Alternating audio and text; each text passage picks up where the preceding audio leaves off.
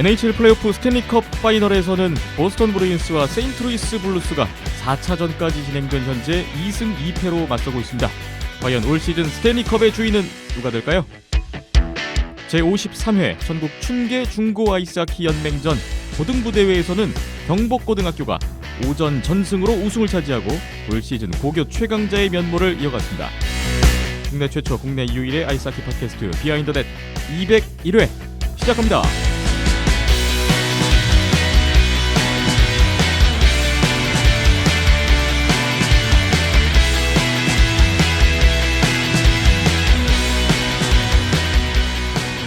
비하인드넷 201회입니다. 오늘은 6월 5일 수요일이고요. 오후에 녹음을 진행하고 있습니다. 안녕하세요. 김태범입니다. 박김찬 PD, 이현섭 기자 오늘도 함께하겠습니다. 안녕하세요. 네, 안녕하세요. 안녕하세요. 6월의 첫 녹음 200회를 돌파한 비하인드넷 오늘 201회를 맞이했습니다. 뭔가 새로운 마음가짐이 드는 그런 회차인 것 같기도 하고요. 새로운 달의 시작. 네. 또 100단이 한번 넘어갔기 때문에 좀 마음가짐을 또 다지는 그런 회차가 되고 있는 것 같아요. 오늘도 변함없이 국내외 하키 소식을 준비했는데요. 여러분이 한 주 동안 해주신 댓글 보겠습니다. 팟빵에 5월 28일에 아스피린 03님이 질문을 주셨군요. 기술적인 질문을 드리려고 합니다. 반칙, 더블 마이너는 어떨 때 받는 건가요? 스위스 오스트리아전에서 로만 요시 선수가 4분을 나와 있었는데 나중에 유튜브를 찾아보니 하이스틱으로 더블 마이너라고 하네요. 그리고 결승전에 핀란드가 페널티샷을 쏘는 게 있었는데 어떤 경우에 퇴장이 아닌 페널티샷을 주게 되나요? 반칙을 정하는 데 뭔가 기준이 있을 것 같은데 정확히 모르겠어서요. 그나저나 IIHF는 스케이트 끈색 등을 뭐라고는 안 하나 봐요. 오베치킨 선수의 신발끈은 멀리서 봐도 선명한 노란색이었습니다. 라는 질문입니다. 연습 기자님이 답변을 주시면 좋을 것 같은데 더블 마이너 페널티에 관한 질문이에요. 굉장히 일반적으로 더블 마이너가 선언되는 게 하이스틱인데 이제 하이스티킹 과정에서 출혈이라든지 부상이 생길 경우에는 이제 4분 마이너가 더블 마이너가 주어지게 되는 겁니다. 2+2로 4분? 이제 주어지게 되는 거고요. 뭐 다른 경우 같은 경우에는 뭐 스피어링 같은 경우 굉장히 뭐 요즘 나오지도 않는 스피어링, 웬만하면 나오지도 않는.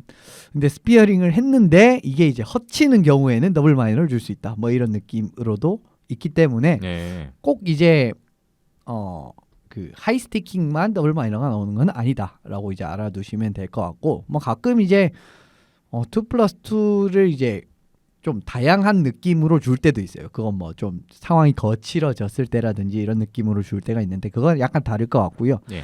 페널티샷 같은 경우에는 뭐 1대1 찬스라든지 그런 부분에서 굉장히 명백한 득점 상황에서 페널티를 해서 그 득점 기회가 날아갈 수 있을 경우에는 웬만하면 페널티샷이 선언이 됩니다. 예. 그러니까 브레이크어웨이에서 1대1이 됐는데 뒤에서 수비가 후킹으로 잡아 걸었다든지 아니면 뭐 슬래싱으로 끊었다든지 이런 부분이 되면은 웬만한 페널티샷이 선언이 되고요. 조금은 어떻게 보면 뭐 주관적이라면 주관적이라고도 볼 수는 있지만 웬만하면 이제 브레이크어웨이 상황에서 페널티가 나오면은 일반적으로는 선언이 된 경우가 많습니다. 예. 그런 식으로 아시면 될 것 같네요. 축구에서도 완벽히 뚫릴 것 같은데 뒤에서 붙잡으면 바로 경고 나오잖아요. 뭐 그런 주관적인 느낌이네요. 예, 뭐 농구에서도 뭐 최근에 뭐 클리어 패스 파울이라든지 NBA 같은 경우에 완벽한 이제 명백한 2대0 속공 상황이라든지 이런 상황에서 뒤에서 이제 반칙으로 끊는다든지 이런 행위를 할 경우에는 자유투도 주어지고 공격권도 주어지는 이런 느낌으로 주어지는데 결과적으로 뭐 그런 거랑 비슷하다고 생각을 하시면 될 것 같습니다. 네. 마지막으로 스케이트 끈색 관련 질문도 있는데요. 이거는 어떻게 생각해야 될까요? 뭐 유소년 단계라든지 이런 부분에서는 좀 빡세게 보시는 부분도 있다고 하는데 근데 뭐 사실 어느 정도 NHL이라든지 IIHF 월드 챔피언십이라든지 이런 부분은 어느 정도는 좀 상업성 이런 느낌도 들어가긴 들어가는 것 같아요. 물론 스케이트 끈이 이제 상업성이라는 이야기가 아니라 뭐 기본적으로 뭐 스케이트 규정이라든지 뭐 오베치킨 선수 같은 경우는 예전에 완전히 스케이트 색깔을 러시아 국기를 넣은 이런 적도 있었거든요. 예. 뭐 그런 것까지 이제 타이트하게 보지 않는다는 거죠. 야옹아 멍멍해님이 29일 수요일에 후원을 해주셨는데 이거 아마도 200회 특집 후원이신 것 같아요. 200회 기념 후원 2만 캐시를 200회 후원해 주셨습니다. 상당히 큰 금액을 한 번에 그냥 후원해 주셨는데 너무나 감사하고요. 저희 녹음 힘이 됩니다. 네, 야옹아 멍멍해님 감사합니다. SY더맨님도 후원을 해주셨는데 29일에 정기 후원을 시작하였습니다. 액수 조절해봅니다. 우우 하셨네요. 액수를 조절했다. 예. 아 뒤에 댓글에 그 설명이 나오는군요. 예, 기존에 이제 후원해 주시던 정기 후원 금액에서 네. 조금 이제 우우라는 거는 좀 내리셨다는 네, 얘기인데. 그런 건데 아이 뭐 예, 이런 걸로 우우까지 뭐 네. 예, 해 주시는 것만으로 저희 항상 감사드리니까요. 뒤에 그 댓글에 설명 주셨네요. 네. 200회 축하드리며 앞으로도 건승 기대합니다. 저도 힘 닿는 대로 이 방송이 유지되는 데 힘을 보태려고 합니다. 의무감이라기보단 순수하게 스포츠 좋아하기 때문이라고 봐주십시오. 주머니 사정이 괜찮아지면 후원금 올리겠습니다. 우우 하셨어요. 충분히 의무감 느끼시고 그러시는 것 같아요.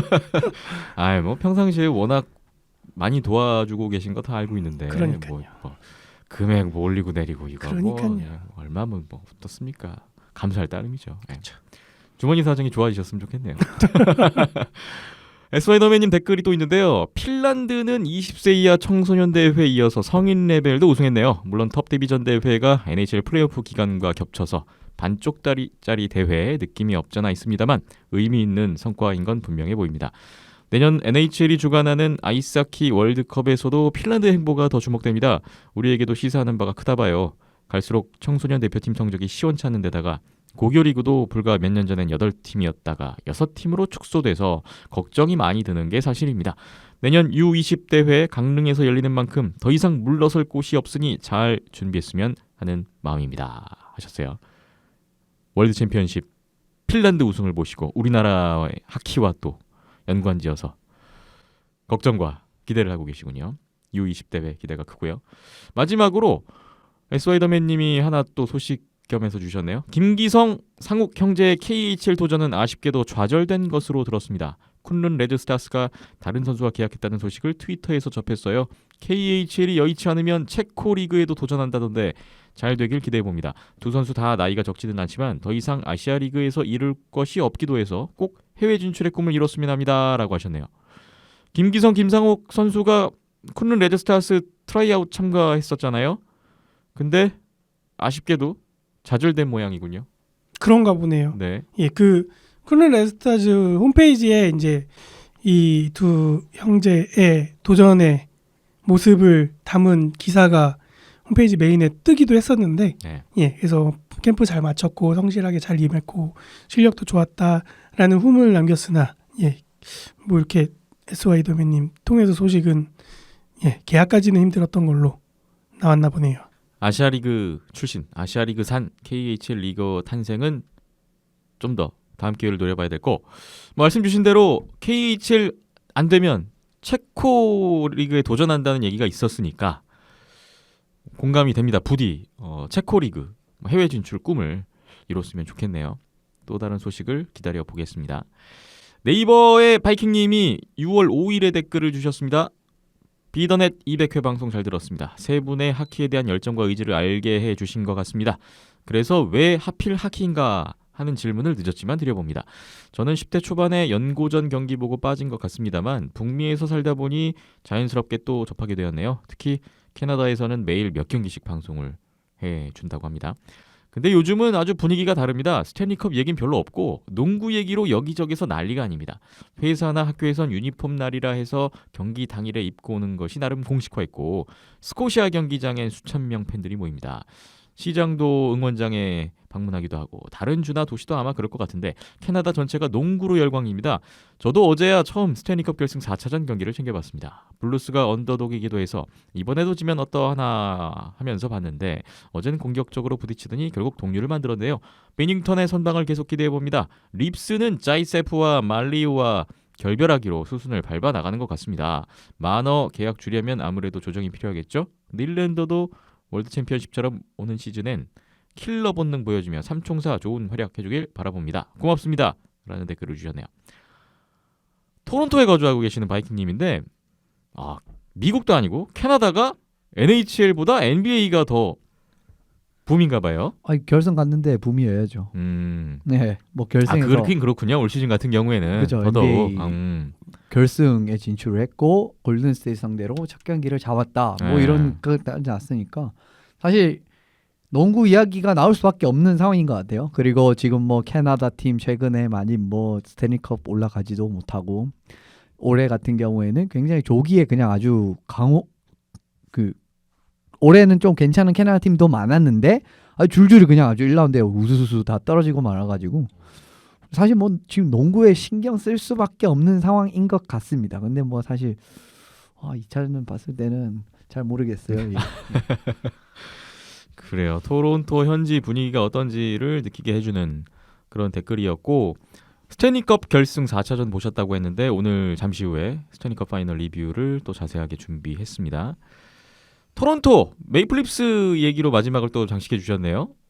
만어 계약 얘기 나오고 삼총사라는 표현을 써주셨는데 연습계지면 어떻게 보세요? 올해 아까운 게 사실 이거예요. 결과적으로는 이제 이 마너 선수나 얼마 전에 올해 같은 경우 중간 뭐 닐란데르 선수 같이 중간에 계약을 하긴 했는데 이 선수들이 결과적으로 내년부터 굉장히 큰 캡을 차지한다고 한다면은 전력이 올해같이 사실은 좀 안정적이다라고 볼 수는 없는 상황이 되기 때문에 지금도 뭐 자이체프 선수라든지 말로 선수가 나가게 된다면은 어느 정도는 좀 팀에 부담이 올 수밖에 없는 상황이거든요. 그리고 사실 뭐 자이체프 선수는 본인이 나가고 싶다 뭐 이런 이야기를 한 게 더 큰 원인이긴 한데 어쨌든 뭐 두 선수가 나가게 되면 어쨌든 지금 전력에 어느 정도 누수가 있는 상황이 되게 되기 때문에 뭐 립스 입장에서는 참 올해가 안타깝네요. 사실 올해 보스턴을 넘었으면은 지금 립스가 결승전에 올라갔을지도 모르는 상황이기 때문에 좀 더더욱 안타까운 모습인 것 같고요. 그래도 뭐 젊은 선수들이 더 잘해줘야 될 것 같고 지금 사실 근데 립스는 수비를 강화를 해야 될 타이밍인 것 같긴 한데 지금 공격에 좀 돈을 최근에 너무 많이 쓰고 있단 말이에요. 이런 부분도 좀 더 불안해지는 요인이지 않나 싶습니다. 네. 바이킹님 댓글 중에 늦었지만 질문을 주셨잖아요. 본인은 이제 10대 초반에 연세대 고려대 경기 보고 하키에 빠지셨다고 했는데 저희한테 질문 주신 거죠? 이거 왜 하필 하키냐? 왜 하필 하키를 갖고 이렇게 하고 있느냐?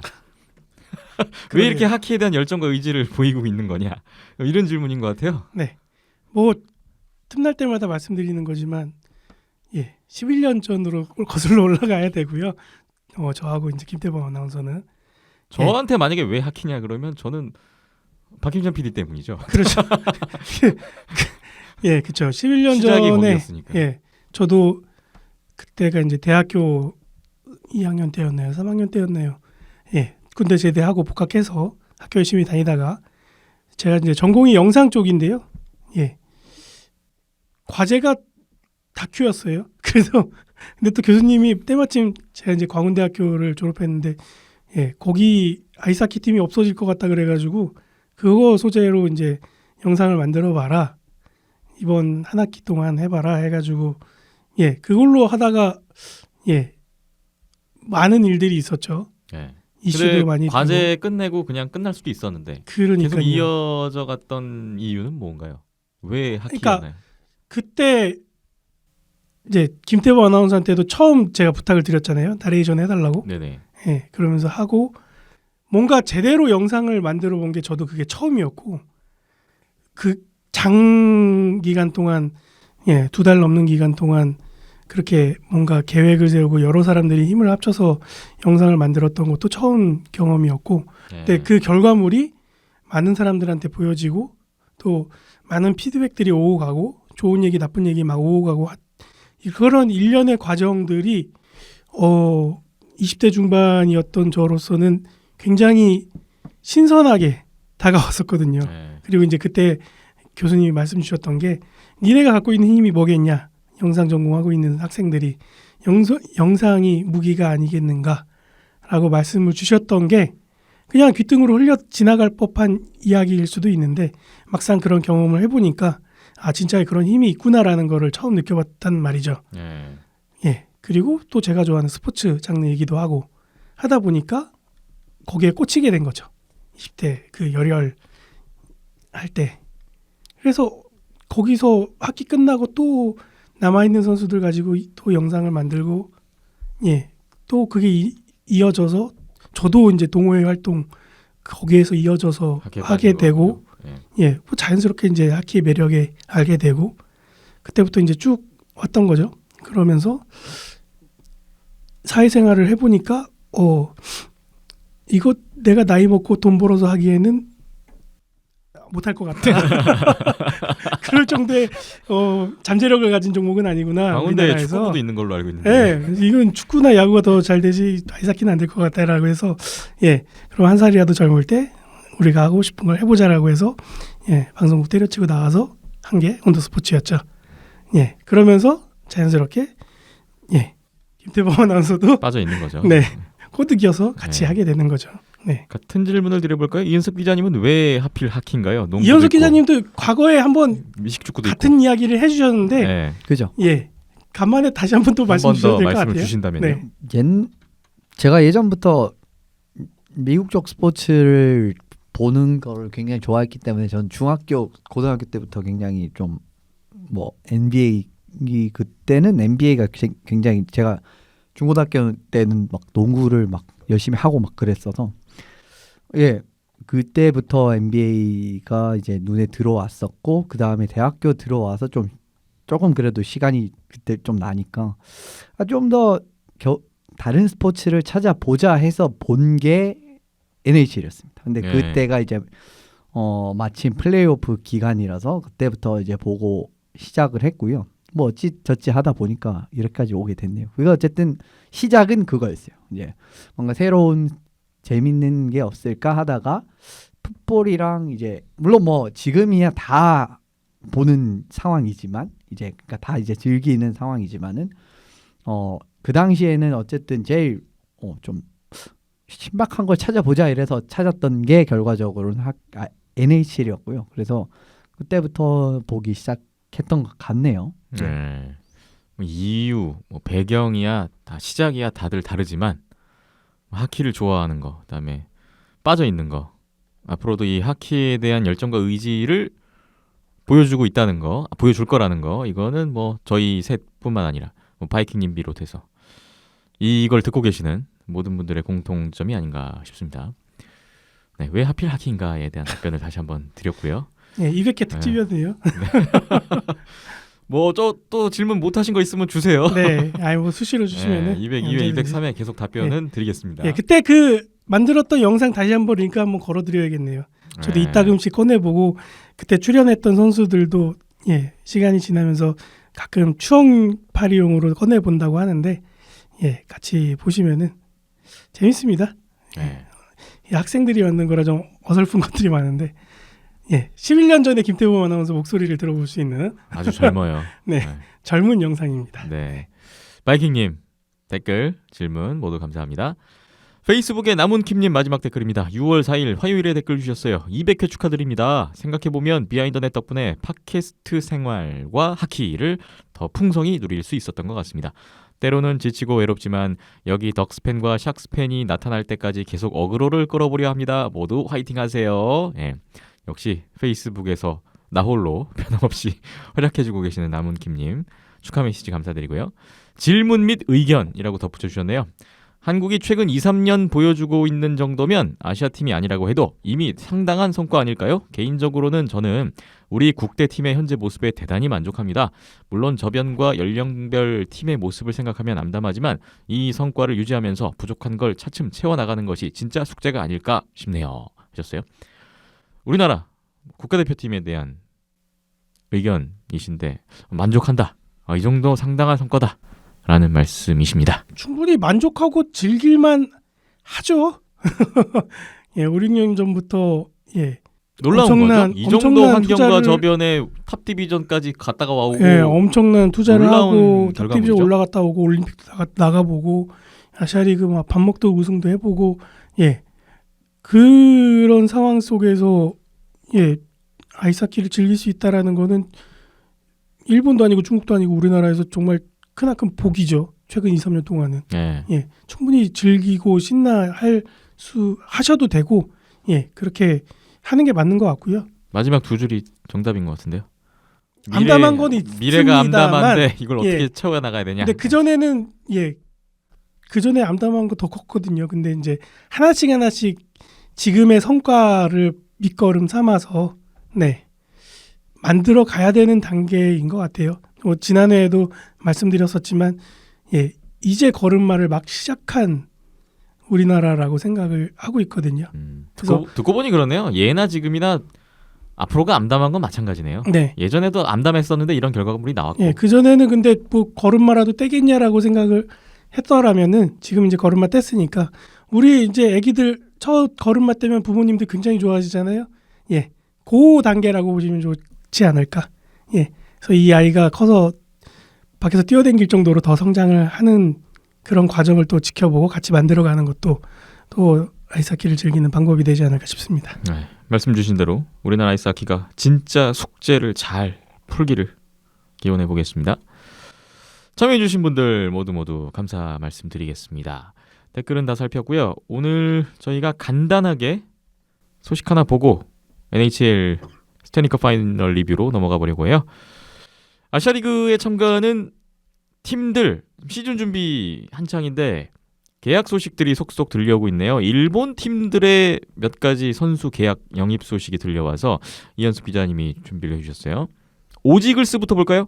일본 같은 경우에는 지금 이제 오프 시즌에 들어간 지 좀 됐죠. 사실 뭐 우리나라도 좀 되긴 했는데 일찍 움직이고 있습니다. 왜냐하면 최근에 뭐 여러 팀이 생기고 이러면서 좀 패진 팀이 또 다시 생긴 것도 있고 또 내부에서도 몇 팀이 생기고 그래서 좀 활발하게 움직이고 있어서 준비를 해봤고요.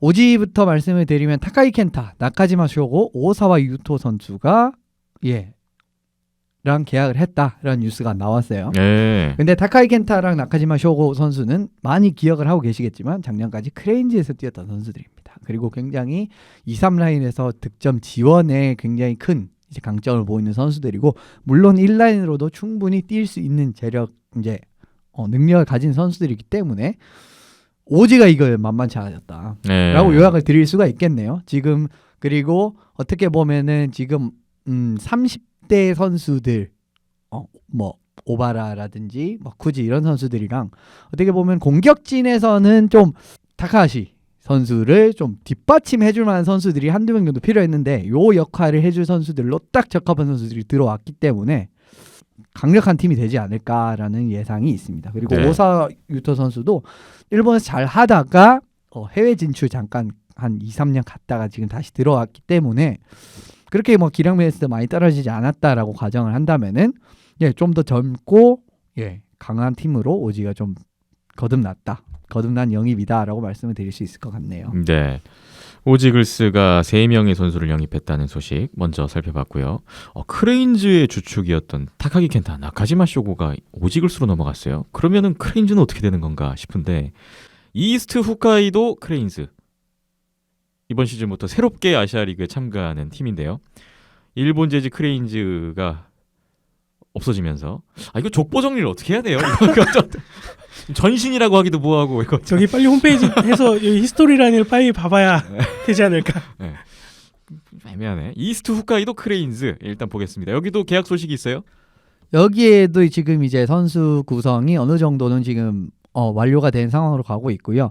타카기, 나카지마 뭐 이런 선수들이 나가긴 했지만 그 대학에서 굉장히 참 좋은 모습 많이 보이고 일본 국가대표로도 여러 번 선발이 됐었던 수비수인 미노시마 케이고 선수가 이스트 홋카이도 크레인즈에 들어갔다라는 소식이 있습니다. 그리고 얼마 전에 이제 프리블레이즈에서 FA 선언을 했었던 카와이 타쿠마 선수도 이번에 크레인즈로 이적을 하게 됐네요. 네네. 그리고 또 작년까지 오지에 있었던 와키모토 선수와 이즈미 쇼마 선수 요 두 선수도 크레인즈로 이제 올해부터 뛰게 됐습니다.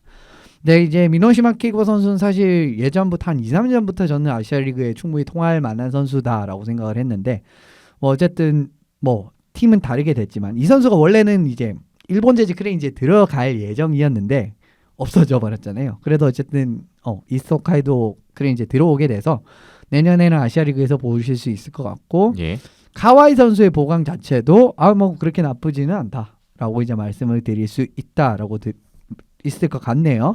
근데 이제 전반적으로 크레인즈가 지금까지 19명의 선수를 확보를 하는데 성공을 했습니다. 예전에 있던 선수들이 남아있는 선수들이 있고 지금 4명이 추가돼서 19명의 선수를 확보를 했는데 여기서 뭐 외국인 2명 그리고 지금 근데 크레인즈가 주전 골리급 선수가 없습니다.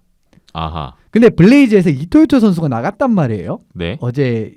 어제가 엊그젠가 뉴스가 났는데 이토요토 선수가 팀에서 이제 팀과 계약을 이제 하지 않겠다라고 이야기를 했기 그러면 때문에 드디어 이제 이토와 하타가 분리되는군요. 그럴 이제 크레인즈로 갈 가능성도 없지는 않다라고 봐요. 지금 주전 권리가 없는 상황이 네. 없는 상황이기 때문에 그렇기 때문에 크레인즈도 이러면은 이제 혹시 이토가 들어가게 되면 20명, 외국인 22명, 뭐 여기서 또 한두 명 플러스 된다고 하면은 거의 뭐 이제 선수 구성 자체는 끝났다라고 말씀드릴 수 있을 것 같고, 뭐 예전에 크레인즈에 있었던 우에노 선수라든지 야나도리 선수 같이 좀 그런 선수들은 그냥 팀에 잔류를 하는 그림으로 가닥이 잡히고 있습니다. 그렇군요.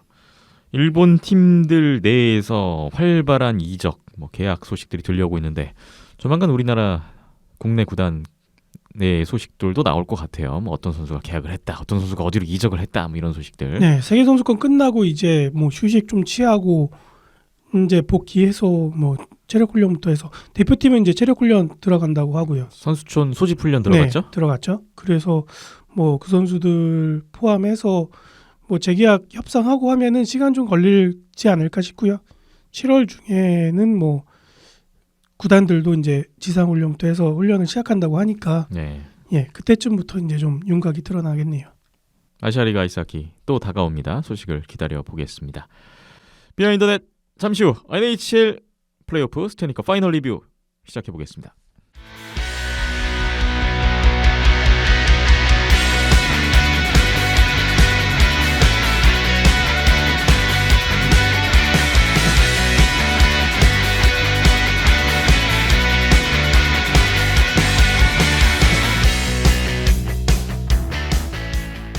스탠리컵 주인은 과연 누가 될까요? NHL 올 시즌 경기 많아야 3경기밖에 남지 않았군요. 스탠리컵 파이널 세인트루이스 블루스 대 보스턴 브루인스의 대결로 진행이 되고 있는 올 시즌 파이널입니다.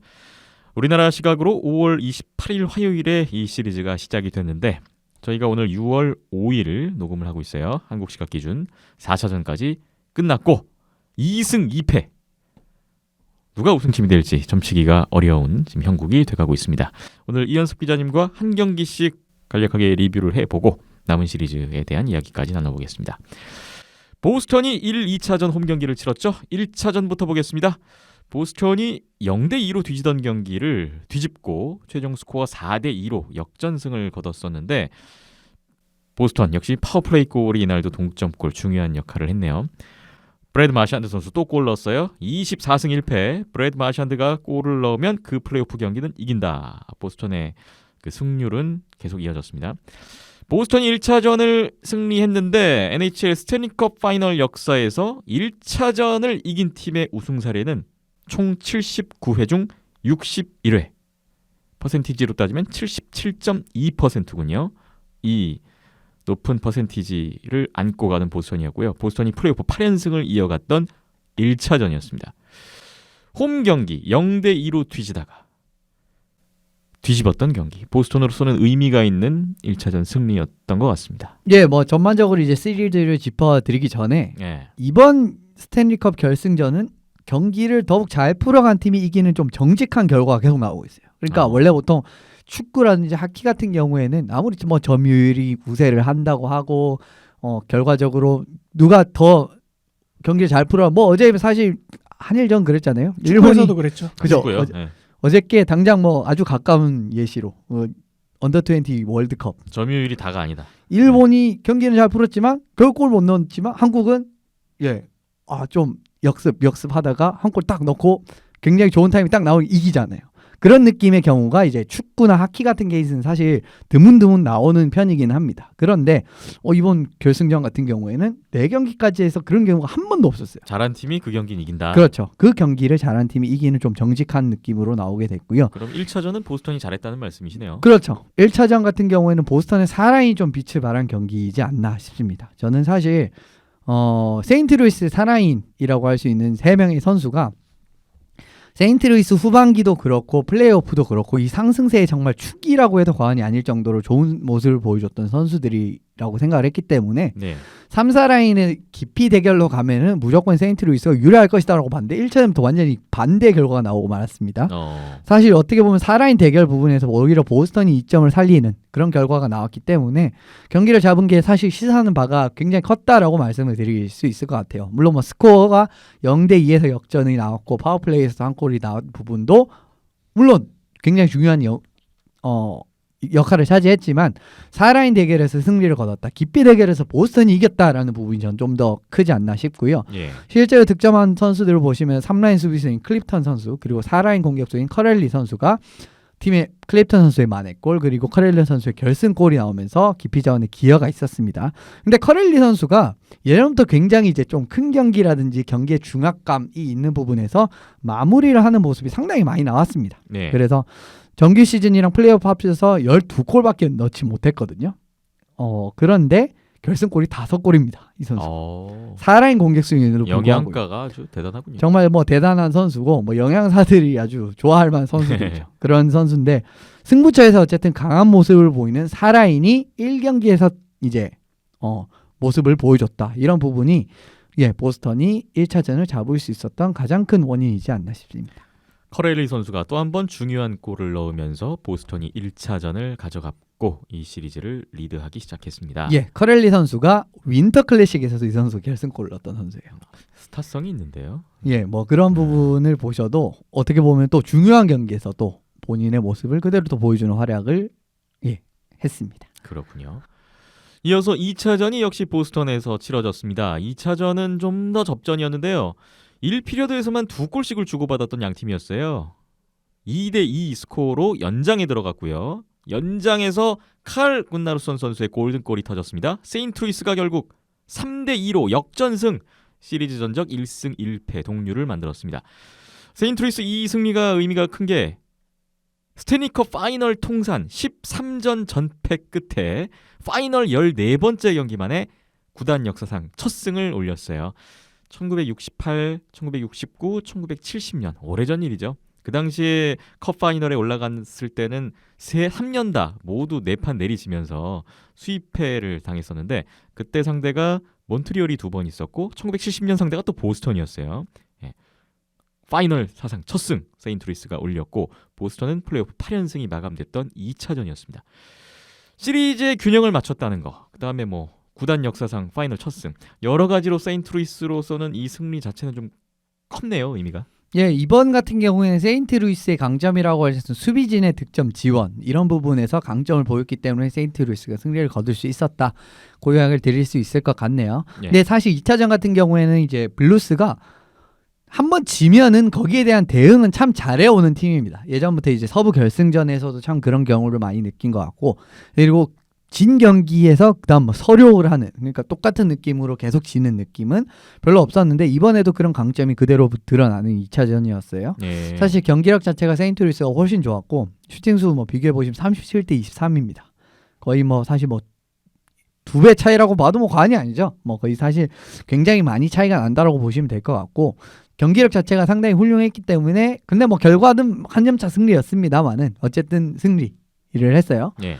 이번 승리에서 어쨌든 세인트루이스가 앞선 부분은 수비진에서 좀 큰 차이, 공격 부분, 득점 부분에서 큰 차이를 만들어낸 부분인데 세너제이전에서도 이제 볼투저 선수가 참 기대 안 했는데 좀 중요한 골을 넣으면서 경기를 잡은 적이 있었는데 볼투저 선수가 또 득점을 하는데 성공을 했고요. 세인트루이스가 굉장히 이제 오래 활약했던 카를 군나르손 선수가 통산 첫 플레이오프 골을 이 결승골. 로 이제 장식을 하면서 좀 뜻깊은 선수 생활에 이런 뜻깊은 상황을 맞이를 했네요. 뭐 이거. 진짜 인생골이라고도 해도 과언이 아니고요. 행여 진짜 여기서 졌다라고 하면은 이 감당이 안 되거든요. 그런 부분을 생각해 보시면 더 중요한 골이라고 할 수 있을 것 같고요. 보스턴 입장에서 좀 아쉬운 부분은 진 건 뭐 질 수는 있잖아요.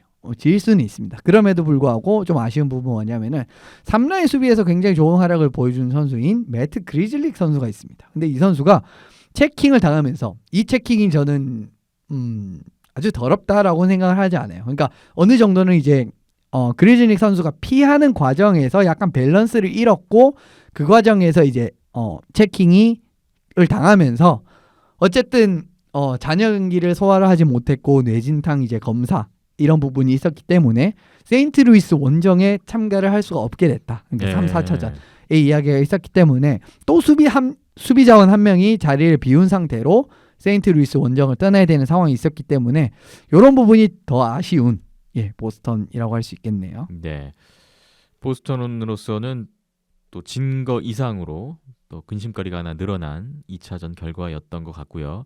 이 시리즈 1승 1패를 기록한 가운데 장소를 옮기게 됩니다. 이제 세인트루이스가 3, 4차전 홈 경기를 치르게 되는데요. 3차전 이야기 이어가 보겠습니다. 3차전은 스코어 차이가 많이 났어요. 보스턴이 1피리어드에서만 3골을 넣었고요. 2피리어드 시작하자마자 4대 0까지 앞서가면서 세인트루이스를 일찌감치 그냥 휘어잡았네요. 틈을 주지 않았습니다. 이날 또 놀라웠던 게 보스턴이 파워플레이 골만 무려 4골을 넣었습니다. 최종 스코어 7대2 보스턴의 완승으로 끝났는데요. 보스턴이 원정 경기 잡고 2승 1패로 다시 시리즈의 주도권을 잡았던 결과였습니다. 와, 파워플레이 골이 4골. 보스턴의 파워플레이가 역시 무섭다라는 걸 또 한 번 느낀 경기였어요. 그죠. 지금 플레이오프에서 36%에 가까운 이제 이 파워플레이 성공률인데 이게 플레이오프 통산으로 봐도 거의 2위 정도의 수준이라고 하더라고요. 그만큼 네. 정말 대단한 파워플레이인데 이 3차전은 세인트루이스가 보스턴의 파워플레이를 제어를 할 수가 없었습니다.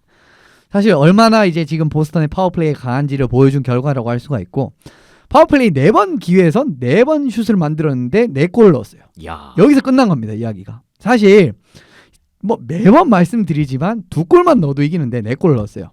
끝난 거죠. 그러니까 뭐 사실 뭐 더 볼 필요도 없다라고 말씀을 드릴 수가 있을 것 같고요. 정말 뭐 귀신 같은 결정력이 딱 이제 맞는 표현이라고 할 수 있을 것 같습니다. 예.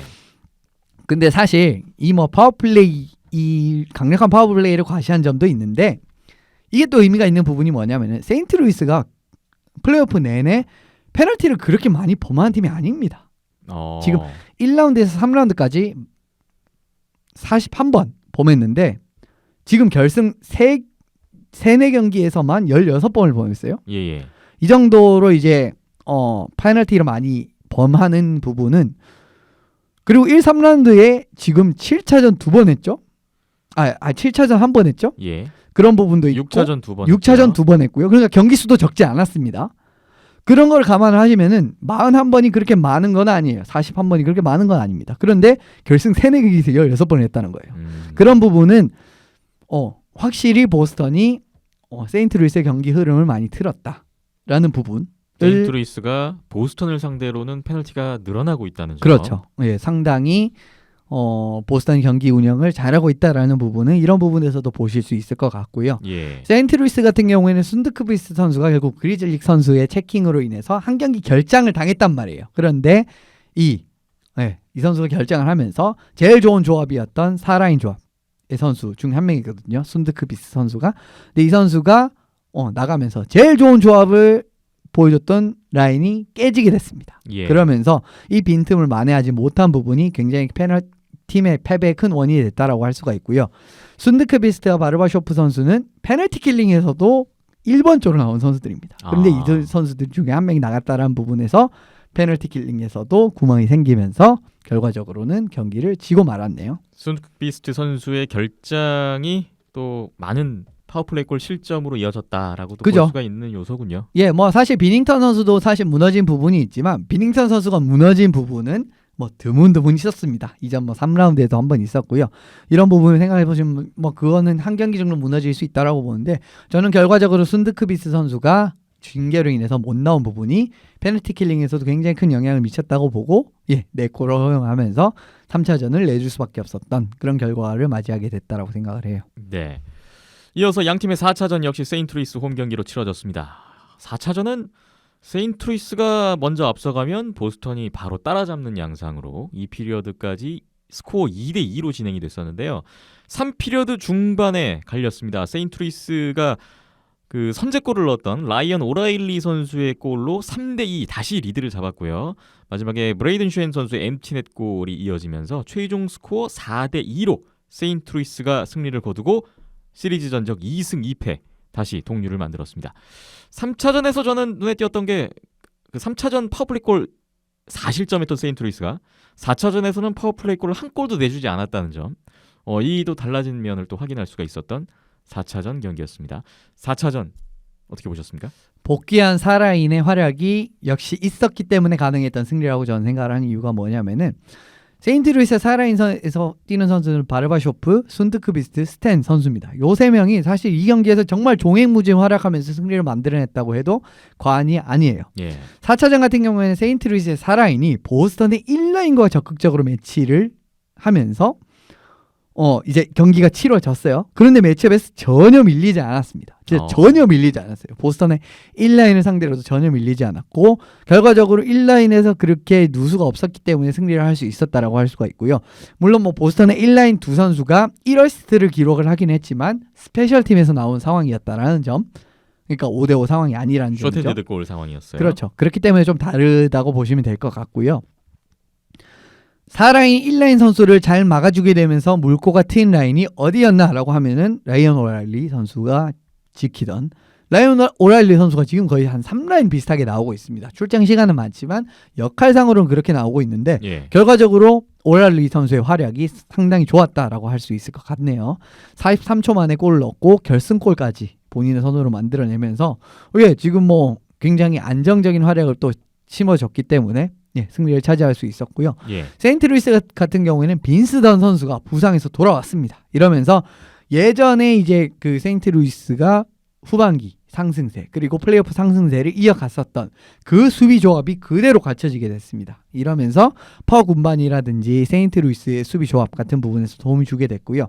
던 선수의 첫 골에 좀 기여를 하는 모습이 나오면서 2차전과 마찬가지로 수비진에서도 차이점을 만드는 데 성공을 하면서 어떻게 보면 뭐 세인트루이스가 전반적으로 경기를 여러모로 잘 풀어나갔다라고 할 수 있을 것 같네요. 예. 보스턴은 참 이 경기에서 안 좋은 소식 또 하나 겹치고 말았는데 계속 이제 부상이 발목을 잡는 그림이 나오게 됐습니다. 아하. 이 피리어드 도중에 zdeno 차라 선수가 퍽을 턱에 맞으면서 벤치에 복귀를 하긴 했습니다만 3피리어드 아예 거의 아이스타임이 없는 수준이었어요. 예. 그러니까 왜 복귀를 했지만 왜 경기를 뛰지 못하지 이런 이야기가 있었는데 오늘 나온 소식에 의하면은 턱뼈가 골절이 됐기 때문에 사실상 시리즈 아웃이 확정이 됐다라는 이야기가 나왔어요. 그렇기 때문에 차라 선수가 또 없이 지금 5, 6, 7차전을 맞이할 가능성도 있다라는 거예요. 네네. 그리즐 선수도 복귀를 할 수 있는 여부가 지금 알 수 없는 상황이기 때문에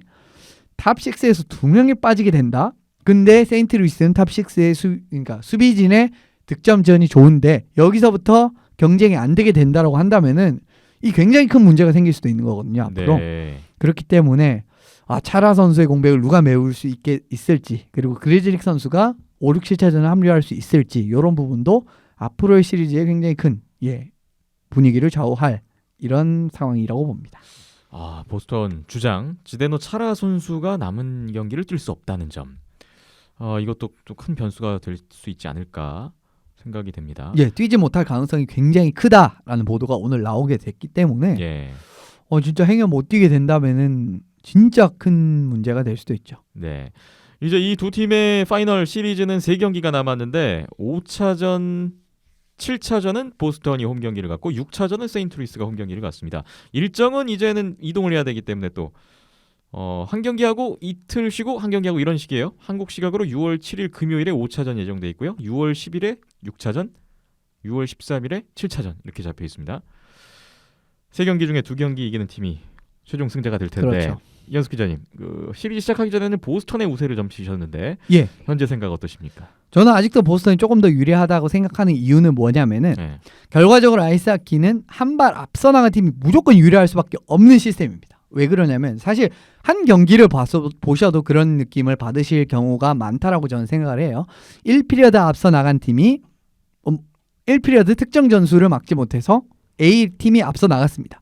그러면은 2피리어드에는 B팀이 거기에 어느 정도 대응을 하면서 따라가는 느낌이 나오면서 2피리어드는 조금 더 이제 B팀이 앞서 나가고 그런데 거기에 다시 3피리어드에는 A팀이 대응책을 가져오면서 승리를 하는 경우를 굉장히 많이 보실 수가 있어요. 그런데 이번 파이널 시리즈는 어떻게 나가고 있죠?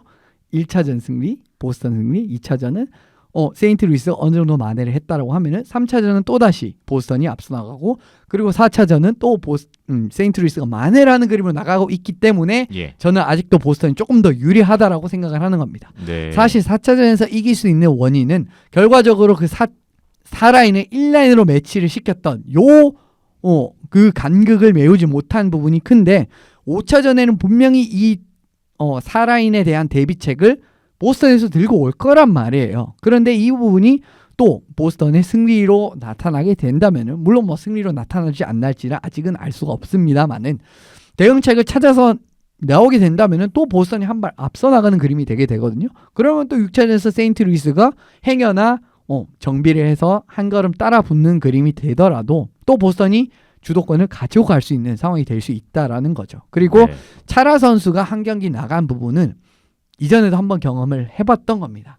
그렇기 때문에 이런 부분도 어느 정도 무게가 실릴 거기 때문에 아직도 저는 보스턴이 조금 더 유리한 것은 사실이라고 생각을 해요. 보스턴이 대응책을 잘 찾아올 것이다. 그렇죠. 라는 입장이세요. 예, 계속 뭐 한 발씩 앞서가지 않을까라는 게 제 생각인데 네. 뭐 물론 뭐 세인트루이스가 이겼으면 좋겠다는 생각도 있습니다. 뭐 왜냐하면 너무 최근에 참 그래도 2011년 정도면 최근에 우승한 거잖아요, 보스턴이. 8년 만에 우승 도전이에요? 그렇죠. 지금 뭐 사실 그때 선수들도 남아 있고 뭐 베르제롱이라든지 마샨트 선수는 그때도 우승했던 선수들이거든요. 네. 근데 남아 있는데 세인트루이스 이게 물먹은 기억밖에 없는 이 팀이 그렇죠. 이런 뭐 팀도- 사상 첫 우승이 될 건데. 그렇죠. 이번에 한번 하면. 뭐 우승을 해봐야 되지 않나 싶은데 그래도 뭐 더 강팀이 이기는 게 맞는 거고요. 그런 그림에서는 아직까지는 좀 더 보스턴이 유리하지 않나라고 저는 생각을 합니다. 네. 저는 8주 전부터 세인트루이스를 밀고 있는 입장에서 조금 다른 생각을 갖고 있는데 3차전 이렇게 대패를 했는데 저는 4차전이 굉장히 중요하다고 봤거든요. 근데 4차전을 이렇게 잡았다. 그리고 오늘 말씀 주신 내용 들어보니까 보스턴은 지금 부상 선수들이 계속 속출하고 있고 그렇죠. 세인트루이스는 점점 뭔가 좀 스쿼드를 갖춰가고 있는 분위기였고 그리고 4차전에 또 파워플레이 골을 내주지 않았다는 부분, 이 페널티, 이 스페셜 팀에서도 뭔가 해법을 찾은 게 아닌가. 저는 여러 가지로 종합해봤을 때 이 4차전 승리 흐름을 봐서는 이 흐름이면 세인트루이스가 5차전, 6차전 연승을 할 수 있지 않을까. 그런 생각이고요. 사실 지난 그 라운드들 돌아보면 세인트루이스가 1라운드부터 3라운드까지 이번 파이널까지 시리즈를 리드해 간 적이 거의 없어요. 계속 먼저 내주고 따라가고 먼저 내주고 따라가고 이러다가 결국 6, 7차전의 승부를 보는 거거든요. 뭐 그런 흐름을 쭉 이어져 왔던 세인트루이스다 보니까 저는 계속 밀고 있습니다. 세인트루이스 가능하다. 4차전 승리 희망을 봤다. 지켜보겠습니다. 이제 정말 며칠 안 남았네요. 몇 경기 안 남았고 다음 회에 저희가 최종 결과를 들고 또 말씀을 나눌 것 같은데 결과를 주목해 보겠습니다. 비하인드넷 201회 잠시 후에는 국내 하키 이야기 풀어보겠습니다.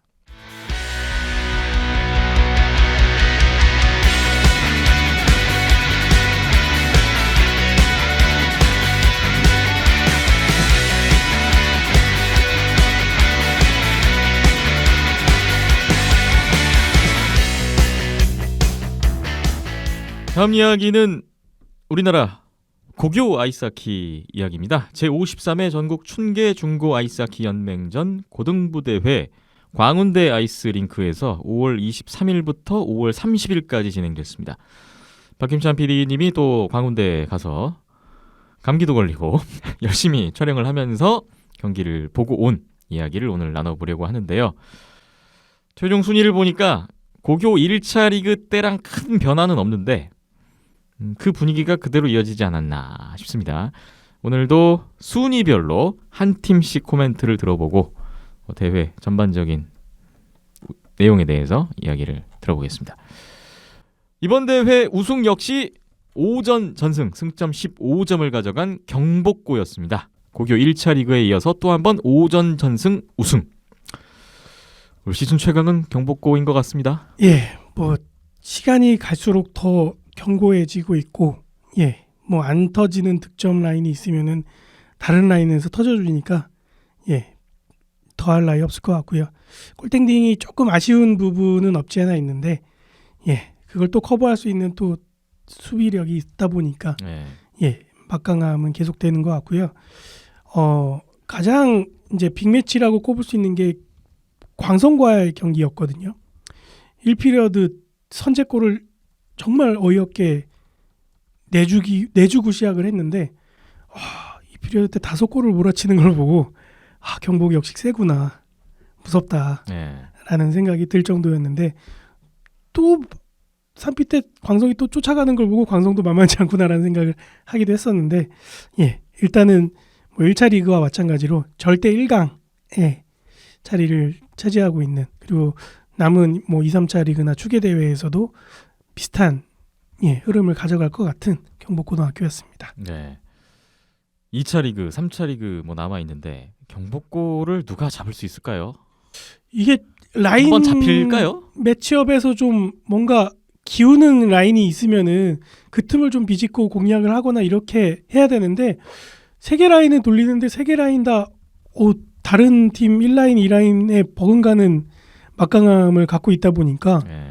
어디 다른 팀들이 좀 비집고 들어가기가 쉽지 않은 것 같아요. 그래서 뭐 광송고나 다른 학교들처럼 이제 잠깐 한 피리어드 정도 앞서가는 타이밍이 있을 수는 있으나 그 흐름을 계속 유지하기가 힘들게 만드는 그런 경복고등학교 공격력이 또 어마무시하고요. 네.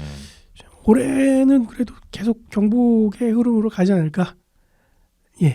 앞선 지금 1차 리그와 충계대회 10경기를 놓고 봤을 때는 그렇게 기우네요. 경복고등학교가 이렇게 막강한 전력을 올 시즌에 구축했다는 거, 경복고가 뭐 준비를 그만큼 잘했고 이 정도의 경기력을 보여주는 거에 대해서는 물론 칭찬을 해줘야 되는데, 이렇게 한 팀이 너무 독주하면 근데 재미없는데. 그렇죠. 그건 좀 아쉽네요. 지난 시즌까지만 해도 경기고등학교가 좀 엎치락뒤치락하는 모습을 보여줘서 재미있었는데 올해는 좀 판세가 많이 달라졌네요. 네. 경복고의 우승, 이번 대회에도 변함이 없었고요. 2위 또 볼까요? 광성고였습니다. 2승 1연장승 1 승부샷승 1패 승점 10점이었습니다. 경기고에게 0대2로 뒤지다가 또 3피리어드 3골로 역전승했던 경기 눈에 띄었고, 어마어마한 경기였습니다. 경복고에게만 1패를 했어요. 네. 승점 10점. 3위 보성고와 승점은 같은데 보성고와의 경기에서 연장승을 기록해서 2위 광성고의 차지가 됐습니다. 네. 첫 경기였는데 네. 보성과의 경기가 그때 연장 결승골을 기록을 하면서 좋은 고지를 선점을 했고요.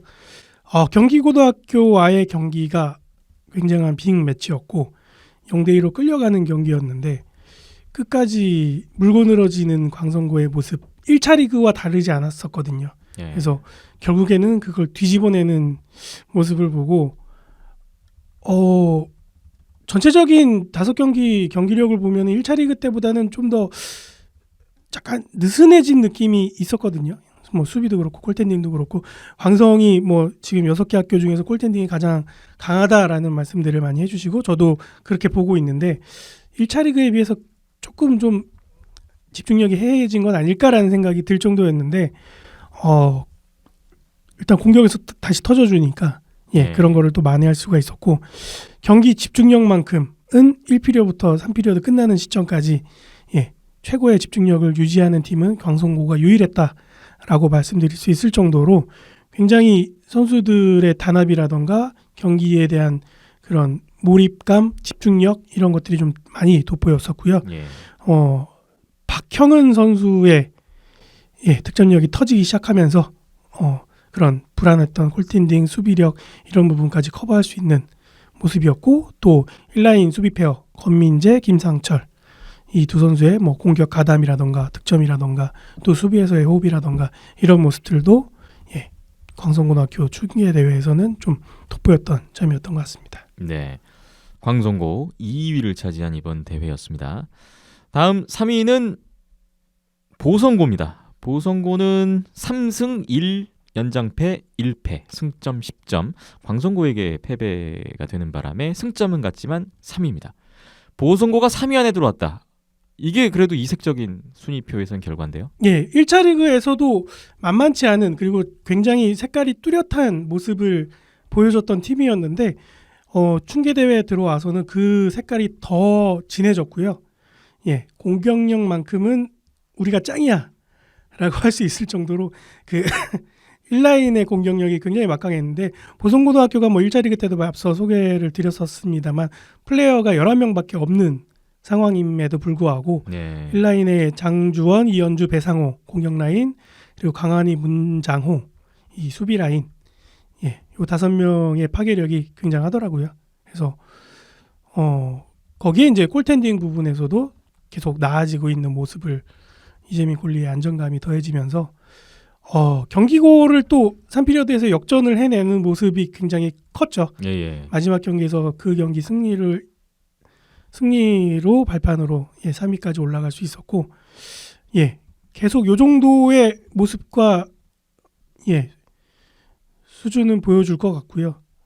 뭐 선수 인원수가 크게 문제되지는 않을 팀일 것 같아서 굉장히 매력적인 팀이다라는 생각을 갖고 있었습니다. 네.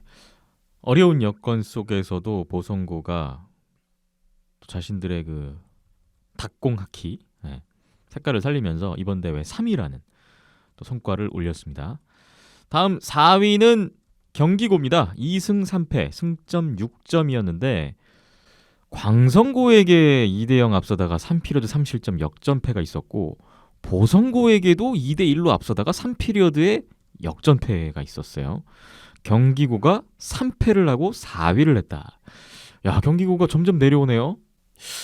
그러니까 그 3피리어드의 그 집중력에서 밀렸던 부분이 이 결과를 만들어냈어요. 그게 한번 그렇게 했으면은 그거를 이제 교훈 삼아서 다시는 반복되지 않도록 뭔가 대책이나 조치가 있었어야 됐는데 네. 마지막 경기에서 보성고를 상대로 똑같은 모습이 또 나왔단 말이죠.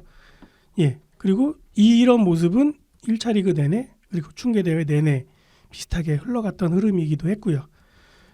좀 그런 부분에서 좀 아쉽고요. 개개인의 능력은 출중 하나 계속 반복해서 말씀드립니다만은 출중 하나 그런 경기 집중력이 흐트러짐은 뭐 뒷심이 부족해지는 결과도 나올 수 있고 또 거기에서 좀 덜그럭거리면은 또 플레이가 또 조급한 플레이들이 나올 수밖에 없는 그런 안 좋은 결과로 계속 반복되는 것 같고요.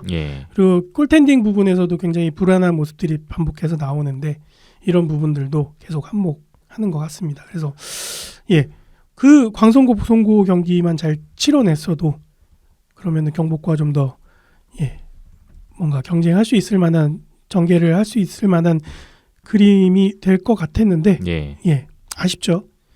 좋은 선수들이 많은데. 3피리어드의 집중력 부재. 이걸 이제 경기고가 다가올 고교 2차 리그에서 어떻게 만회를 할 것인지 좀 주목을 해봐야 될 것 같고요. 경기고 이제 뭐 4위 계속 지금 낯선 순위가 이어지고 있는데 2차 리그 결과를 또 주목해 보겠습니다. 다음 5위는 중동고입니다. 1승 4패, 승점 3점. 경성고에게 2대1 역전승 이게 유일한 승리였고 결국 최하위를 면했습니다. 5위 중동고는 어땠나요? 1차 리그 때도 좀 불안불안하면서 수비에서 좀 아쉬운 모습들이 1차 리그 때 그 말씀을 드렸었어요. 수비의 아쉬운 모습이 본인 팀의 골리를 굉장히 괴롭히고 있다. 골리는 고군분투하고 있지만 커버가 되지 않는다. 그런 아쉬운 멘트를 드렸었는데 이번 대회에서도 마찬가지였던 것 같고요. 밸런스는 전체적으로 고루고루 있지만 글쎄요. 기본기 차이일 수도 있겠고요. 그런 게 이제 경기 집중력으로 따라오고 거기에서 이제 결과까지 그렇게 안 좋아지는 모습이 나왔던 것 같고요. 한 끗 차이죠. 한 끗 차이로 계속 미끄러지는 경기인데 이 팀도 계속 경기 후반부로 갈수록 많이 흐트러지는 모습이 나오다 보니까 결과까지 이렇게 나왔네요. 중동고. 글쎄 이 결과가 만족스럽진 않을 거예요. 일단 뭐 1차 리그 때도 경기고를 상대로 마지막까지 좀 집중력을 유지했으면 충분히 3위까지 올라갈 수 있었고 이번 대회에서도 좀 막판에 그렇게 좀 흐트러지는 모습들이 나오다 보니까 그게 좀 과제네요. 과제를 많이 발견한 팀 중에 또 한 팀 중동고인 것 같습니다. 마지막 6위. 이 팀이 과제가 제일 많을 것 같은데 그러네요. 경성고입니다. 이번 대회 1승부샷 패 4패 승점 1점. 고교 1차 리그에 이어서 또 한 번 최하위를 기록했는데 연패가 길어지네요. 9연패군요 지금? 예, 1차 리그 리그부터? 1차전 이후로 계속 지고 있죠. 네. 네. 경성고도 한 말씀 들어보겠습니다. 계속 연패를 거듭하다 보니까 자신감도 잃어버리고 자신감이 잃어버리다 보니까 경기에서 집중력도 많이 떨어지고 그다음에 좀 외부에서 봤을 때 되게 무성의하게 게임한다라고 느낄 수 있을 정도로 굉장히 좀 의욕이 많이 떨어져 있는 모습이 많이 나왔었는데요. 마지막 경기쯤 가서는 그래도 스스로들 자기 동기부여를 찾으려고 노력하고 이런 모습들이 경기에서도 보여지기는 했거든요. 근데 이제 아무래도 연패가 계속되다 보니까 그거를 좀 헤쳐나오는 게 어린 학생 선수들 입장에서는 굉장히 힘든 상황이 아닌가. 이거는 뭐 감독 코치가 야 자신감 갖고 해, 뭐 동기부여를 계속 옆에서 주입해 해줘도 선수 본인이 이거를 깨우치지 못하면은 답이 없는 거거든요. 이거 누가 자신감 있게 한다고 해서 자신감이 생기는 것도 아니고, 결국에는 선수들 본인 스스로가 좀 스스로 동기부여를 생성하고 스스로 뭔가 하키를 즐겁게 할 수 있을 만한 요소를 찾아야 되는데 그거를 아직 못 찾고 있는 건 아닌가라는 생각이 들 정도였고요. 그게 이제 계속 하다 보니까 이게 그냥 정상적으로 원래 하던 대로 하면 되는데 계속 지니까 이게 잘못됐나? 내가 하고 있는 게 잘못하고 있는 건가? 그게 계속 생각이 반복이 되니까 점점 시야는 좁아지고 자기 플레이에서 어떻게 좀 풀어보려고 하다 보니까 턴오버도 나오게 되고 계속 그게 반복되는 것 같아요. 그리고 골텐딩 부분에서도 지금 3학년 배우성 꼴리가 이제 광성고에 있다가 전학을 와서 경성고에서 뛰고 있는데 뭐 1차 리그 때도 마찬가지였고 좀 외부에서 주변 분들 얘기 들어보기로는 배우성 꼴리가 다른 꼴리 못지않게 굉장히 성실하고 엄청 공부도 많이 하고 노력하는 노력형 꼴리라고 말씀들을 많이 해주시거든요. 근데 이제 경기 내용을 들여다보면은 굉장히 불안불안한 모습을 많이 노출을 하고 있어요. 그래서 뭐 여러 가지 좀 심리적으로 환경적인 요인들이 변수로 작용하는 건 아닐까라는 생각이 들고요. 아무래도 이제 전학을 와서 3학년 또 플레이를 뛰어야 되고 또 뭐 1년 안에 또 자기가 보여줄 수 있는 모습을 또 1, 2, 3차 리그 내에서 보여줘야 되기도 하고 하다 보니까 그런 복합적인 요소들이 좀 스스로 불안감을 키운 건 아닐까라는 생각이 들 정도로 좀 안타까운 모습들이 많이 노출이 됐었고 그다음에 2학년 장가람 꼴리가 그 불안한 배우성 꼴리의 순간순간마다 백업을 해서 메꿔주고 있는데 뭐 두 꼴리 모두 장단점이 있다 보니까 그런 부분에서는 좀 더 서로가 으쌰으쌰 해야 되지 않을까.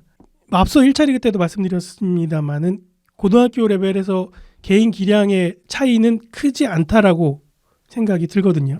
결국에는 이제 선수들 본인 스스로의 동기부여라던가 자신감이라던가 그다음에 어떻게 멘탈을 갖고 경기에 임하는가가 경기 결과를 크게 좌우하는 것 같은데 경성고에서는 계속 반복해서 말씀드립니다마는 그게 가장 시급한 과제가 아닐까 생각이 듭니다. 국가대표 김영찬 꼴리 졸업 후에 이 골텐딩 어떻게 꾸려갈 것인가 또 고민이 느껴지는 이번 대회고 말씀 들어보니까 일단 경성고로서는 일단은 한번 이기는 게 연패를 끊는 게 중요할 것 같아요. 선수들이 계속 지다 보면 말씀 주신 대로 계속 점점 시야도 좁아지고 위축되거든요. 근데 한번 일단 이기면 연패를 끊으면 뭔가 한 번에 또 분위기를 바꿀 수 있는 계기가 될 수 있으니까 연패를 끊으려면은 뭐 여러 가지 방법이 있겠습니다면은 안 먹고 많이 넣으면 되는데 지금 많이 먹고 못 넣고 있단 말이에요. 그거를 특히나 이제 충계대회에서는 득점력이 더 떨어지는 모습이 나와서 뭐 공격진들 스스로들 뭐 라인메이트들끼리 얘기도 많이 필요할 것 같고요. 답답하고 안타까운 마음이 컸어요. 경성고 경기를 보면서 좀 즐겁게 하면 좋은데 이 입시가 뭔지 성적이 뭔지 이것 때문에 이 선수들이 스트레스를 받으면서 이렇게 힘들게 하키를 해야 되나라는 생각이 들 정도로 좀 안타까운 마음이 더 컸습니다. 뭐 경성고의 승리 소식을 기다리는 입장에서 좀 우운이 따라줬으면 좋겠네요. 그런 생각이 우운이 따르면 또 이게 승리로 이어지거든요. 어제 우리나라 축구 우운도 있었어요. VAR로 상대골 취소되고 운이 90이었죠? 골대 때리고 이길 경기는 그렇게 되는 거니까 경성고에게도 한번 그런 행운의 여신이 한번 찾아와서 빨리 연패를 끊고 분위기 전환을 할 수 있는 그런 흐름을 만들었으면 좋겠습니다. 다른 팀들 경쟁하고 있는 그 판에 뛰어들어야죠. 그래야 또 고교리그도 재밌어집니다. 그러니까요. 이게 한 팀이 제일 밑에 있으면 재미없어집니다. 맞습니다. 예. 이렇게 해서 한 팀씩 코멘트를 들어봤고요. 이번 대회 전체적인 총평을 들어봐야 되는데 고교 1차 리그 때랑 뭐 비교해서 달라진 점이 있었는지. 1차 리그 끝나고 뭐 거의 한 2주도 안 지나서 진행된 대회였잖아요. 네. 5월 한 달 동안 팀당 10게임을 뛴 건데 많이 뛰기도 했고요. 뭐 계속 고교 리그만 보다 보니까 제가 눈이 낮아진 건가 싶기도 하고 아니면은 뭐 선수들 기량이 좀 더 그래도 1차 리그보다 나아진 건가 뭐 이런 생각도 들기도 했고요. 이거 보고 오셔서 저기 스탠리컵 파이널 보셔야죠. 아니 감히 NHL 못 보겠더라고요. 이거 그러다가 2차 리그 안 가게 될까 봐. 그래서 뭐 여러 가지 요인이 있겠습니다만은 아직은 부족함이 뭐 그나마 1차 리그보다는 나아지긴 했지만 그래도 부족함이 크다라는 느낌은 지울 수가 없고요. 좀 더 팀플레이 그리고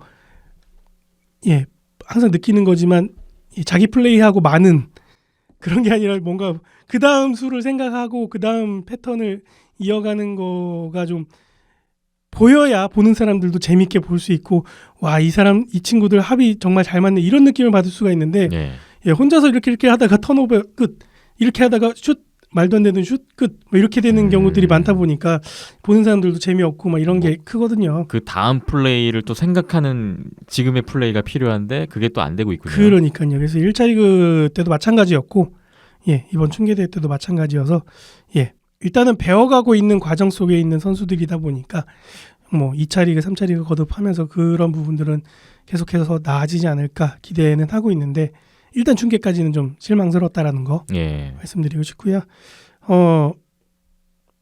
뭐 결과도 중요하고 성적도 중요하고 입시도 중요하고 대학 가는 것도 중요한데 일단은 좀 선수들이 좀 즐기면서 재밌게 하키를 하는 환경이 조성이 되고 분위기가 조성이 돼야 되는데 현장 가 보면은 전쟁터가 따로 없어요. 학부모님들끼리 막 엄청난 이 아우라들이 있거든요.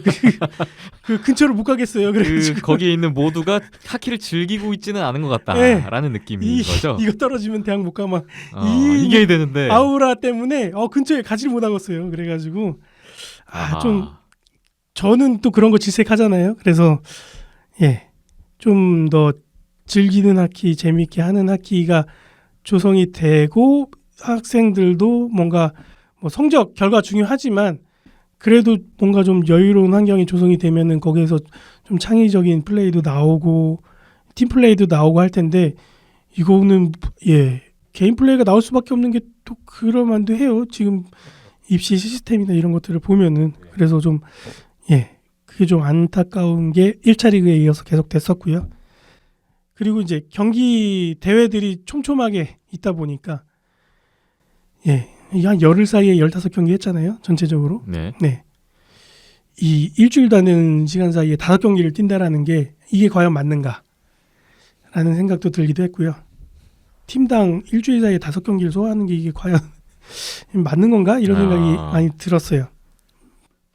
거의 뭐 월드 챔피언십 수준 이상의 스케줄인데요. 그 스케줄을 지금 5월 한 달 동안 2번을 소화를 했고 다음 달에 또 이번 달에 또 소화해야 돼요. 6월 달에. 그게 있고 하다 보니까 아시아리그 원정가도 이런 일정은 아닌데. 이 종합선수권 때 대명이 한번 그랬죠. 우승할 때. 예선부터 올라와서. 그 정도의 지금 일정을 소화하고 있어서 이게 발못 한번 잘못 삐끗하면은 거의 그냥 시즌 아웃 뭐 이런 느낌이니까 대회를 그냥 아예 포기해야 되는 상황이 되다 보니까 그렇죠. 거친 하키도 안 나올 수밖에 없고 부상 조심한다고 점점 그렇게 좀 환경적인 요소 때문에 하키가 변해가고 있는 것 같아서 그게 좀 아쉬웠고요. 좀 뭐 다른 종목처럼 주말 리그를 한다거나 아니면은 뭐 좀 리그 일정을 좀 고루고루 해서 좀 길게 장기적으로 가져간다거나 그렇게 하면은 뭐 한 경기 준비하는 뭐 태도나 아니면은 뭐 준비하고 공부하는 양도 달라질 거고 뭐 부상이 생긴다거나 이럴 경우에도 어느 정도 리스크가 적어질 테고 여러 가지 좀 단점보다 장점이 많을 것 같은데 그런 것들이 뭐 여러 어려운 점이 있겠죠. 뭐 대강부터 시작해서 그러다 보니까 그런 것들이 좀 바뀌어야 되지 않을까 다들 생각은 하고 계실 텐데 저도 그 생각으로 얘기를 하고 말씀을 드리고 있지만 또 현실적으로 어려운 게 또 있어 보여서 네. 그것 부분도 좀 안타까운 부분이었습니다. 어떻게 하면 이 선수들이 좀 더 하키를 즐기면서 발전을 꾀할 수 있을까라는 생각을 하게 되는데 많은 분들 또 고민하시겠죠. 뭐 뭐 비단 고교 리그뿐만 아니라 학생들 경기, 학생들 국제 대회 나갔을 때도 마찬가지고요. 다 비슷한 생각을 하고 계시지 않을까 싶습니다. 입시가 뭔지 대학이 뭔지 그러니까 나중에 나이 먹으면 그게 뭐 그렇게 중요할 수도 있지. 근데 사실 그러니까 그게 중요한가 싶기도 한데 그러니까 사실. 최근에 대학교 졸업하거나 아니면 이제 실업팀 은퇴한 선수들 은퇴한 선수들은 그 선수들이 젊었을 때는 제가 잘 몰랐으니까 그렇다고 치고 지금 대학교 졸업하는 선수들이나 대학교 지금 재학 중인 선수들 얘기를 몇몇 들어보면은 본인들의 전성기는 고등학교 때예요. 네. 그게 너무 슬픈 거죠. 자기네들의 전성기가 고등학교 10대 후반이라는 게 이게 우리나라에서만 있는 거니까 너무 서글프더라고요. 예, 한창 20대 초중반에도 뛰어다녀야 되고 30대까지 뛰어다녀야 되는데 이게 대학 가면 끝이니까 자기들의 전성기는 고등학교 때였고 그때를 추억하고 그때 영상을 찾아보게 되고 근데 제가 찍어놓은 건 많이 없고 이러다 보니까 그게 좀 많이 서글프더라고요. 최근에 얘기를 나눠보니까 이 아마추어 하키 현재 시스템, 이 시스템을 어떻게 구축하고 운영해 나갈 것인가. 케빈 콘스탄틴 감독에게만 시스템이 있는 게 아닙니다. 이 우리나라 하키에도 시스템 운영이 중요한데 이 부분은 좀 고민이 필요합니다. 지난 회 때도 백지성 감독님 부임 이후에 코칭 시스템이라던가 최근에 라이센스 제도라던가 등등등 해서 하나씩 갖춰지고 있잖아요. 네. 입시 제도나 이런 것들은 비단 아이스하키 종목뿐만 아니라 다른 종목에서도 마찬가지로 통용되고 문제 제기되고 있는 이슈다 보니까 글쎄요. 전체적으로 이게 뒤바뀌지 않는 한 힘들지 않을까. 그러면은 이 안에서 뭔가 대책을 마련하고 뭔가 환경을 다시 조정을 하면 좋을 것 같은데 그냥 흘러가는 대로 그냥 있는 건 아닌가 생각이 들어서 그렇습니다. 그래서 이렇게 한 번 더 말씀드리는 거예요. 계속 이렇게 말씀드립니다. 얘기한 뭐해? 바뀌는 건 없는데 사실. 그래도 계속 얘기는 합니다. 별로 바뀌는 건 없고. 그러려고 팟캐스트 하는 거예요. 바뀌었으면 좋겠다는 마음으로 이런 얘기 계속 하고 있는 겁니다. 이런 생각을 갖고 있는 사람들도 있구나라는 거를 계속 인식을 해야겠죠. 그리고 행여나 혹시나 저희와 비슷한 생각을 갖고 계시다면 댓글로 또 공감을 해주시면 더 좋을 것 같고요. 그렇게 티를 좀 내야 되지 않을까라는 생각입니다. 고등학교 선수들은 2019 고교 아이스하키 리그 2차 리그를 바로 앞두고 있는데 6월 12일부터 21일까지 목동 실내 빙상장에서 예정돼 있습니다. 대회 끝나고 또 한 2주 만에 또 바로 또 다음 대회 들어가는 거네요. 2차 리그. 쉴 틈이 없네요. 또 어떤 판도가 진행될지. 1차 리그 다 올리지도 못했는데 부지런히. 그러네요. 빨리 올려야겠는데요. 이 일이 있을 때는 또 한 몰리니까 정신이 없네요. 2차 리그 또 찍으러 가면 또 못 올릴 텐데. 2차 리그 하루에 2경기씩 있고요. 시간대가 12시 경기가 있고 보니까 3시 경기 이렇게 있는 것 같더라고요. 평일 경기 보시기 힘들 텐데. 그리고 또 이맘때쯤이면 목동에 지상에는 안개가 낍니다. 그래서 잘 안 보일 때도 있어요. 그래서 걱정이 큰데 그거는 또 2차 리그 겪으면서 끝나고 말씀드리는 걸로 하겠습니다. 목동에서 진행되는 2차 리그도 주목해 보겠습니다. 비하인드넷 201회 오늘 준비한 소식은 여기까지입니다. 저희 댓글로 또 많은 의견 보여주시면 감사하겠고요. 또 참고해서 제작에 반영하겠습니다. 이현수 기자, 박김자 PD 오늘도 고생 많으셨고요. 저는 김태범이었습니다. 끝까지 함께해 주신 여러분 고맙습니다.